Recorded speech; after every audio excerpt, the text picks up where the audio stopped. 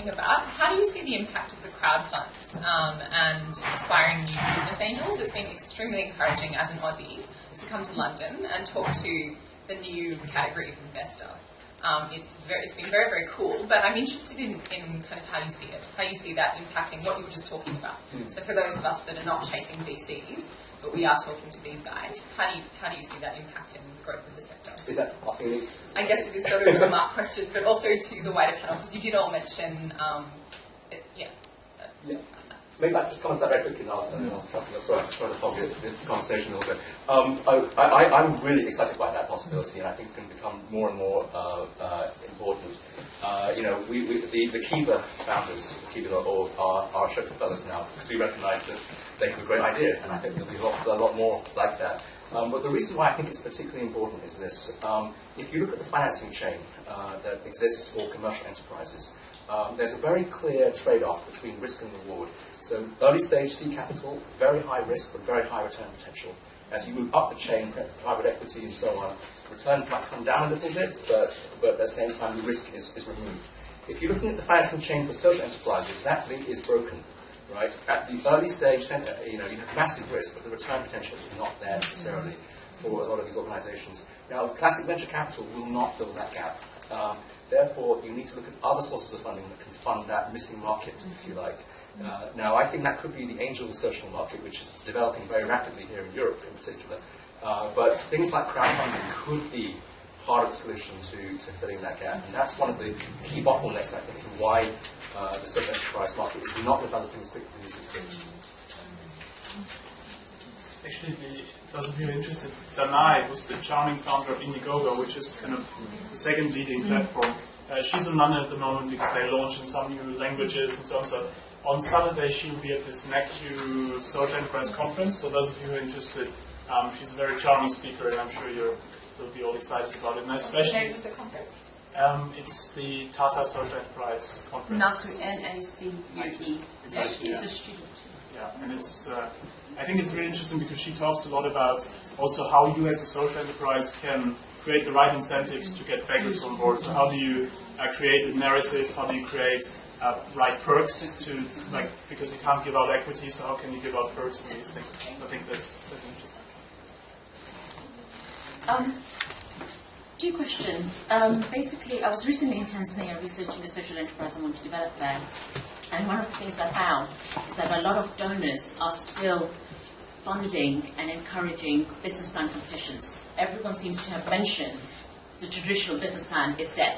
I understand the traditional banking system still asks for it for funding purposes, etc., but it doesn't work. It actually left a lot of farmers who wanted to get funding disheartened because at the end of it, there was nothing for them.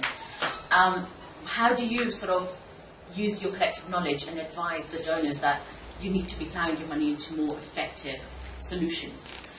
Secondly, there's a lot of chatter in IBM about big data. What's actually happening and what is the business case of trying to make that open source for people in developing economies, for NGOs, etc., where funding is a big issue? That's it. 2 questions. I'll take the second one and you can say the first one.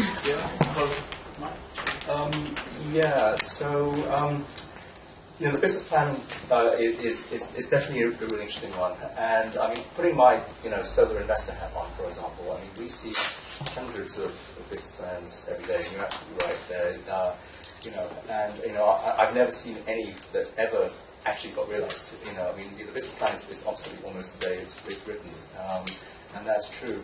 But this is the thing, though. I think business plans are actually misunderstood and misinterpreted. Because I don't look at a business plan as a roadmap of how this company will evolve over the next 5 years, actually, if I'm an investor coming into that. I look at the business plan as a sanity check on what's possible and whether it's feasible. So if I'm looking at an entrepreneur who's saying, look, here are going to be our sales in our first year, second year, third year, etc., and to deliver that, our overheads are going to be X and Y, it's not that I think that's actually what will happen. It's that rather that I look at that and I say, do I really think they're going to ship 25,000 units in the next 6 months? Or not? What would that mean in terms of margin, cost, overhead, etc.? Can they redo that with 3 people, etc.? And it's a very good way to sanity check the scenarios.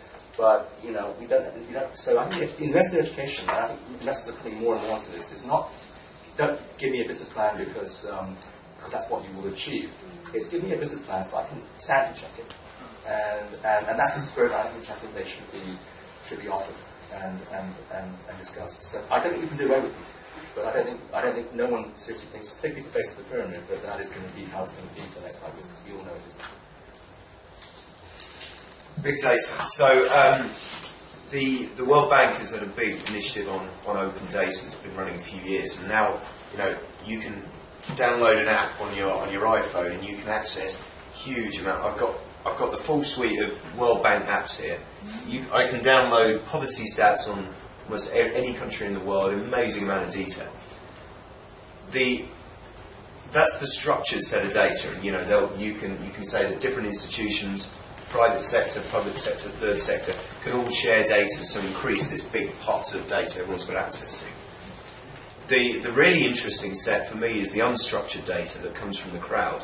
It talks about Kiva being a crowd innovation for the donor community, but the actual beneficiary community and the interactions that are now possible through mobile phone questionnaires and more innovative models like iPaidAbribe.com in India. You might know. There's one in Rio that the guys have been talking to, Rio Watch, where they can report sort of public safety issues. So that is the crowd pumping more data into this big pot.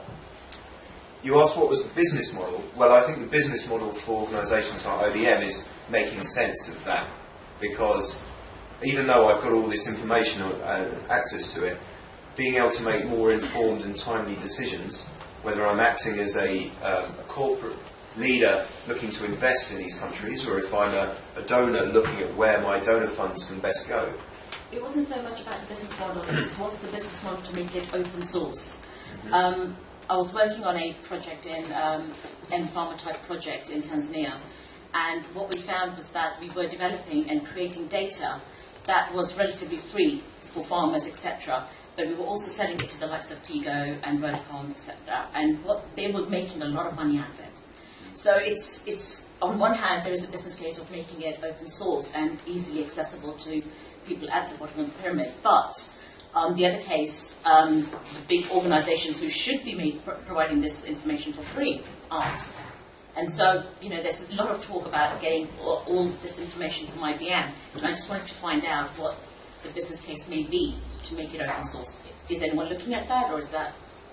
Well, the GSM sort of group, which the industry body for mobile phone operators, they have a development foundation. GSMA, that's all.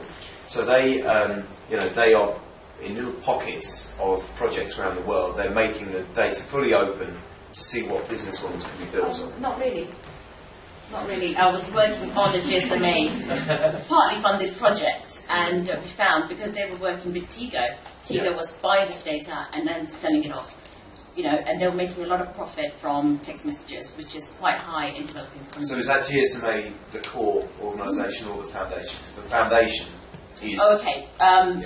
Not the foundation. It was basically GSMA and Technoserve and Tigo working on an equity. So they're representing their telecom clients. So the question is, why would a telco share this huge amount of data that they've got for the good of development? And I think, apart from the goodwill of them as an organisation, you've got to find the right incentives, and that's the challenge that we're always going to face. Like the shareholders of a telco company, some of those shareholders would be more than happy for their company that they invest in to play a part in the development, but some of them just want a return on investment, and the highest return on investment means that they charge for sharing that data. So I'm not answering your question, I'm just recognising it as an issue. Yeah. Have you come across Thomson Reuters? Because I know that they share information about weather forecasts with farmers. So, do you know much about what? A lot of people do provide that information for free, because what's happening, they're making their returns on text messages. So in developing economies, text messages are quite high cost, especially across network. Data at the moment is very cheap, like it used to be in the UK. It used to be incredibly cheap. Now we get less data for more money. So that's a lot of the data they do try and provide free, but they're making their money in other ways, which is through text messages. So that's the same with Thomson Reuters. Right. On a general point, when you get market failures like we've just discussed there, that's where you need either the third sector or the public sector to intervene. And so, I mean, off the top of my head, you could say that you only get a 3G license in our country if you make the data freely available. Because that's not your core model, that's not your core business model. You make money on airtime sales. The data, if you want this contract, needs to be available to the development community in the country. One alternative. It becomes a political game then. If the market failures, you need a public third sector solution.